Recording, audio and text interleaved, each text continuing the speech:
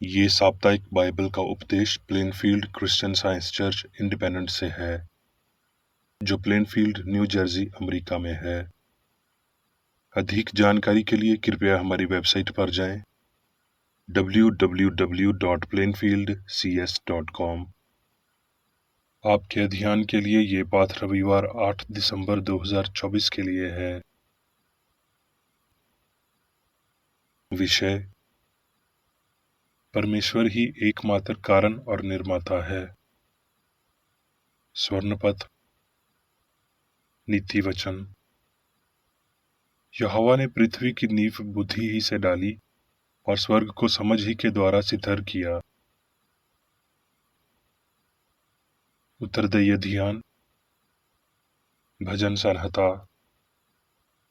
हे यहोवा हमारे प्रभु, तेरा नाम पृथ्वी पर क्या ही प्रतापमय है। तूने अपना विभाव स्वर्ग पर दिखाया है।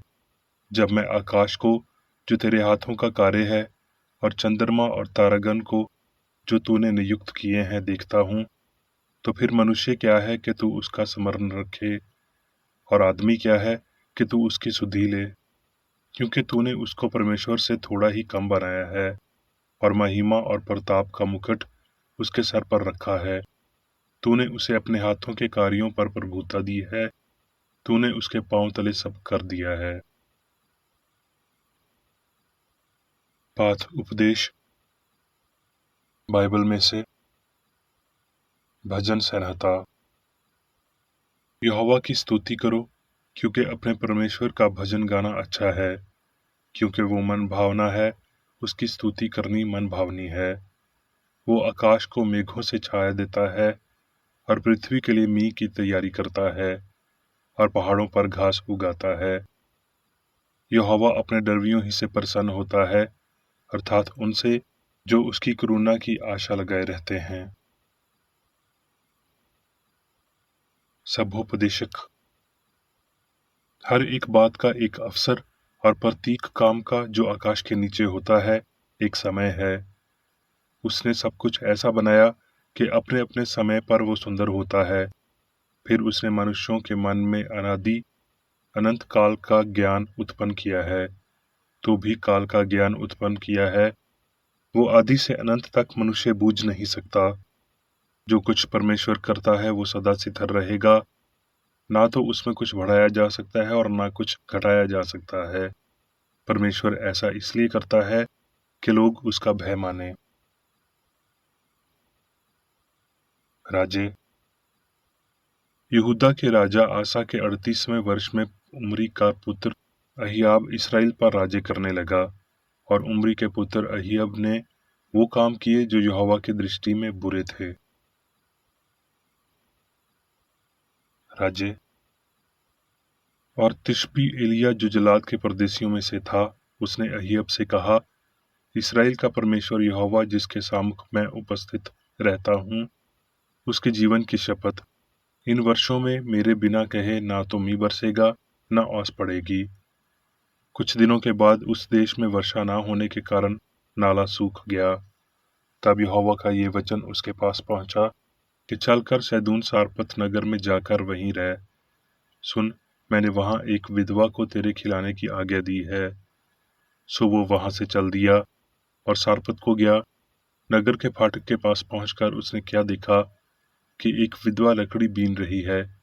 उसको बुलाकर उससे कहा, किसी पात्र में मेरे पीने को थोड़ा पानी ले आ। जब वो लेने जा रही थी तो उसने उसे पुकार कर कहा, अपने हाथ में एक टुकड़ा रोटी भी मेरे पास लेती आ। उसने कहा, तेरे परमेश्वर यहोवा की शपथ, मेरे पास एक भी रोटी नहीं है, केवल घड़े में मुट्ठी भर मैदा और कुप्पी में थोड़ा सा तेल है, और मैं दो एक लकड़ी बिना कर ले जाती हूँ कि अपने और अपने बेटे के लिए उसे पकाऊं और हम उसे खाएं, फिर मर जाएं। एलिया ने उससे कहा, मत डर, क्योंकि इसराइल का परमेश्वर यहोवा कहता है कि जब तक यहोवा भूमि पर मी न बरसाएगा, तब तक ना तो उस घड़े का मैदा चुकेगा और ना उस कुप्पी का तेल घटेगा। तब वो चली गई और एलिया के वचन के अनुसार किया। तब से वो और स्त्री और उसका घराना बहुत दिन तक खाते रहे। यहोवा के उस वचन के अनुसार जो उसने एलिया के द्वारा कहा था, ना तो उस घड़े का मैदा चुका और ना उस कुप्पी का तेल घटा। राजे, बहुत दिनों के बाद तीसरे वर्ष में यहोवा का ये वचन एलिय्याह के पास पहुंचा कि जाकर अपने आप को अखय्याह को दिखा और मैं भूमि पर मी बरसा दूंगा। तब एलिय्याह अपने आप को अखय्याह को दिखाने गया। उस समय सामरिया में एक अकाल भारी था। फिर एलिय्याह ने अखय्याह से कहा, उठकर खा पी, क्योंकि भारी वर्षा की सनसनाहट सुनाई पड़ती है। तब अखय्याह खाने पीने चला गया और एलिय्याह किरमल की चोटी पर चढ़ गया और भूमि पर गिरकर अपना मुंह घुटनों के बीच किया और अपने एक सेवक से कहा, चढ़कर समंदर की ओर दृष्टि करके देख। तब उसने चढ़कर देखा और लौटकर कहा, मैं कुछ नहीं देखता। एलिय्याह ने कहा, फिर 7 बार जा। 7वीं बार उसने कहा, देख, समंदर में से मनुष्य के हाथ का सा एक छोटा बादल उठ रहा है। एलिय्याह ने कहा, अखय्याह के पास जाकर कह कि रथ जुतवाकर नीचे जा, कहीं ऐसा न हो कि तू वर्षा के कारण रुक जाए। थोड़ी ही देर में आकाश वायु से उड़ाई हुई घटाओं और आंधी से काला हो गया और भारी वर्षा होने लगी और अखय्याह सवार होकर यज़रील को चला गया। राजे, जब यहोवा एलिय्याह को भवंडर के द्वारा स्वर्ग में उठा लेने को था, तब एलिय्याह और एलीशा दोनों संग संग जलजाल तक चले। राजे, तब एलीशा जलजाल को लौट गया। उस समय देश में अकाल था और भविष्यद्वक्ताओं के चेले उसके सामने बैठे हुए थे। और उसने अपने सेवक से कहा, हांडा चढ़ाकर भविष्यद्वक्ताओं के चेलों के लिए कुछ पका। तब कोई मैदान में साग तोड़ने गया और कोई जंगली लता पाकर अपनी अंकवार भर अंदराइयां तोड़ लाया और फांक फांक करके पकने के लिए हांडे में डाल दिया, और वो उसको ना पहचानते थे। तब उन्होंने उन मनुष्यों के खाने के लिए हांडे में से परोसा। खाते समय वो चिल्लाकर बोल उठे, हे परमेश्वर के भक्त, हांडे में माहूर है और वो उसमें से खा न सके। तब एलीशा ने कहा, अच्छा, कुछ मैदा ले आओ। तब उसने उसे हांडे में डालकर कहा, उन लोगों के खाने के लिए परोस दो। फिर हांडे में कुछ हानि की वस्तु न रही। यूएल, हे सेवनियों, तुम अपने परमेश्वर यहोवा के कारण मगन हो और आनंद करो, क्योंकि तुम्हारे लिए वो वर्षा अर्थात बरसात की पहली वर्षा बहुतायत से देगा और पहले के समान अगली और पिछली वर्षा को भी बरसाएगा। और जिन वर्षों की उपज अरबे नाम टिड्डियों और यलक और हासिल ने और गजमान नाम टिड्डियों ने अर्थात मेरे बड़े दल ने, जिसको मैंने तुम्हारे बीच भेजा, खा ली, मैं उसकी हानि तुमको भर दूंगा। तुम पेट भर कर खाओगे और तिरपत होगे।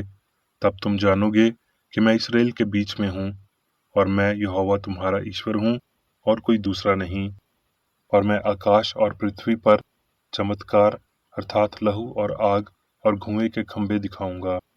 उस समय जो कोई यहोवा से प्रार्थना करेगा वो छुटकारा पाएगा, और यहोवा के वचन के अनुसार सिय्योन पर्वत पर और यरूशलेम में जिन बचे हुओं को यहोवा बुलाएगा वो उद्धार पाएंगे। अब मैं मेरी बेकर एडी द्वारा क्रिश्चियन साइंस की किताब विज्ञान और स्वास्थ्य शास्त्रों की कुंजी के साथ के साहस संबंधी अंश पढ़ूंगा। विज्ञान और स्वास्थ्य। भगवान के ब्रह्मांड में सभी कुछ उसे व्यक्त करता है। वो दिव्य सिद्धांत है, प्रेम, सर्वभाविक कारण, एकमात्र निर्माता, और कोई अनय आत्म अस्तित्व नहीं है।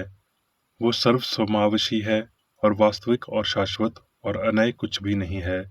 वो सभी जगह बढ़ता है और अनंत आत्मा या मन को छोड़कर ऐसी सर्वविद्या पिता और व्यक्तित्व का कल्पना करना संभव है।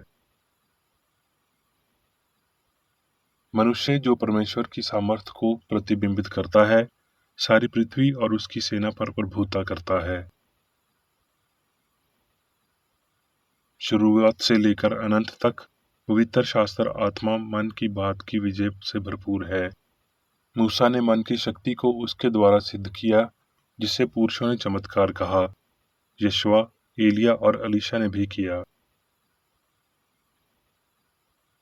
क्रिश्चियन साइंस मानसिक के रूप में सभी कारणों और प्रभावों को बताता है, शारीरिक नहीं। दिव्य विज्ञान में मनुष्य सेहत ब्रह्मांड आध्यात्मिक समझ से अपूर्ण और शाश्वत है। पृथ्वी की रचना करने वाले यावजिक खांच या एकमात्र पदार्थ जो संबंध घातिक सामग्री एक दूसरे के साथ रखते हैं, आकाशीय पिंडों की परिमाण, दूरी और क्रांतियां कोई वास्तविक महत्व नहीं है। जब हमें ये याद आता है कि उन सभी आध्यात्मिक तत्वों को मनुष्य और ब्रह्मांड के अनुवाद द्वारा आत्मा में स्थान देना चाहिए, इसके अनुपात में मनुष्य और ब्रह्मांड शाश्वत और समान जैसा पूर्ण पाए जाएंगे।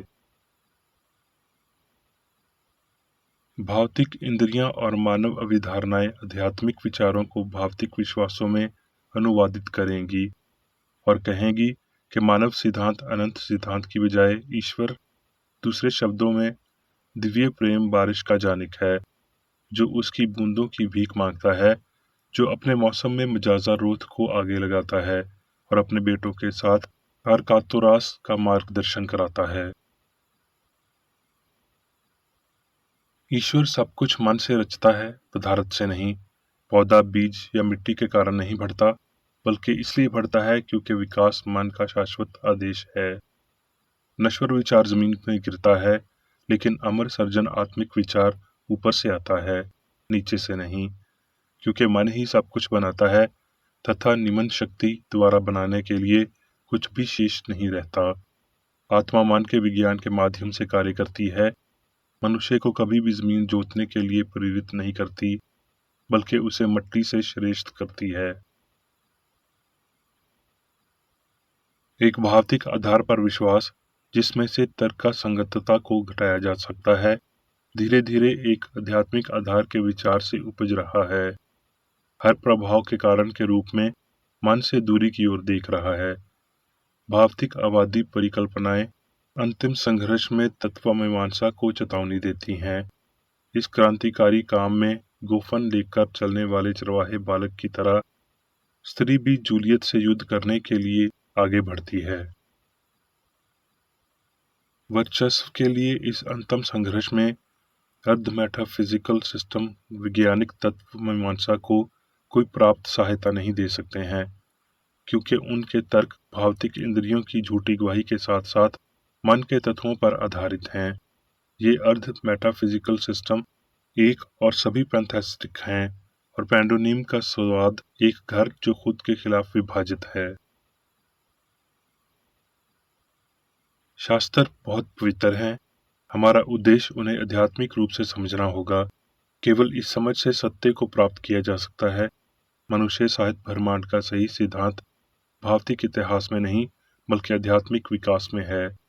प्रेरित विचार ब्रह्मांड की एक सामग्री, कामुक और नश्वर सिद्धांत को त्यागता है और आध्यात्मिक और अमरता को अपनाता है। निःस्वार्थ भाव से प्यार, सुंदरता और रोशनी में नहाया हुआ हमारे पैरों के नीचे की घास चुपचाप बहती है।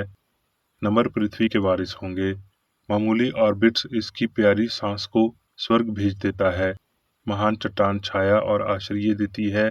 चर्च गुंबद से सूरज की रोशनी कैद में जला काटी है। बीमार कक्ष में घूमती है, फूल को रोशन करती है, पारिदृश्य को सुशोभित करती है, पृथ्वी को आशीर्वाद देती है। मनुष्य उसकी समानता में बना, उसके पास सभी कुछ पृथ्वी पर परमेश्वर के प्रभुत्व को दर्शाता है। मौसम, समय और ज्वार, ठंड और गर्मी, अक्षांश और दिशांतर के साथ आएंगे और जाएंगे। कृषक पाएंगे कि ये परिवर्तन उनकी फसलों को प्रभावित नहीं कर सकते हैं। तू उसके वस्त्र के नियन बदलेगा और वो तो बदल जाएगा। समुद्र की मछलियों और हवा के झोंकों के ऊपर वायुमंडल और गहराई में जलयान का प्रभुत्व होगा। खगोला शास्त्री अब सितारों की ओर नहीं देखेंगे, वो ब्रह्मांड से उन पर नजर रखेंगे और फूलों वाला अपने फूल को उसके बीज से पहले पाएगा। भौतिक समझ के विश्वास और सपने से पूरी तरह से अलग आध्यात्मिक समझ और पूरी पृथ्वी पर मनुष्य के प्रभुत्व की चेतना को प्रकट करके जीवन दिव्य है। ये समझ त्रुटि निकालती है और बीमारों को ठीक करती है, और इसके साथ आप अधिकारी के नियम बोल सकते हैं। प्रेम अनंत में सिद्ध भाव के समय को चिन्हित करेगा और आध्यात्मिकता का पालन करेगा, क्योंकि प्रेम आत्मा है। इससे पहले कि त्रुटि पूर्ण रूप से नष्ट हो जाए, सामान्य सामग्री की दिन इच्छाओं में रुकावटें आएंगी, पृथ्वी निर्स और उजड़ जाएगी, लेकिन गर्मी और सर्दी, बीज और फसल, हालांकि बदले हुए रूपों में, अनंत तक जारी रहेंगे, जब तक कि सभी चीजों का अंतिम आध्यात्मिककरण नहीं हो जाता। सबसे गहरा समय सुबह से पहले होता है। ये भौतिक दुनिया अब भी परस्पर विरोधी शक्तियों के लिए अखाड़ा बन रही है। एक तरफ कला और निराशा होगी, दूसरी तरफ साइंस और शांति होगी। जितना विनाशकारी मामला बनेगा, उतनी ही उसकी निष्पक्षता दिखाई देगी, जब तक कि वो भरम में अपने नश्वर क्षेत्र तक नहीं पहुंचता है और हमेशा के लिए गायब हो जाता है। दृढ़ विश्वास एक ऐसी सच्चाई से गुजरता है जो बिना सीमा के गुजरती है। जहाँ परमात्मा प्रेम से नष्ट हो जाता है, ये भ्रम होना भी बंद कर देता है। ये विनाश के लिए बनाने वाला दुस्साहस है। ये विश्वास जितना अधिक भौतिक है, उतनी ही स्पष्ट इसकी त्रुटि है। जब तक कि दिव्य आत्मा अपने क्षेत्र में सर्वोच्च नहीं है, सभी मामलों पर हावी है और मनुष्य आत्मा उसके मूल होने की समानता में पाया जाता है। वो बोल उठा और पृथ्वी पिघल गई। ये धर्मशास्त्र संकेत करता है कि आत्मा की सर्वोच्चता के सामने सभी पदार्थ लुपट हो जाएंगे। अब मैं मेरी बेकर एडी द्वारा चर्च मैनुअल में दिए गए 3 दैनिक कर्तव्यों को पढ़ूंगा। दैनिक प्रार्थना। प्रत्येक दिन प्रार्थना करने के लिए इस चर्च के प्रत्येक सदस्य का कर्तव्य होगा, तुम्हारा राज्य आए, ईश्वरीय सत्य, जीवन और प्रेम के शासन को मुझ में स्थापित कर और मुझ पर शासन कर, और तेरा वचन सभी मनुष्यों के स्नेह को समृद्ध कर सकता है और उन पर शासन कर। आदेशों और कर्तव्यों के लिए एक नियम। ना तो दुश्मनी और ना व्यक्तिगत लगाव मदर चर्च के सदस्यों के आदेशों और कर्तव्यों पर लागू करना चाहिए। विज्ञान में दिव्य प्रेम ही मनुष्य को नियंत्रित करता है और एक क्रिश्चियन विज्ञानी प्यार की मीठी सुविधाओं को दर्शाता है। प्यार में डांटने पर, सच्चा भाईचारा, परोपकार और क्षमा में।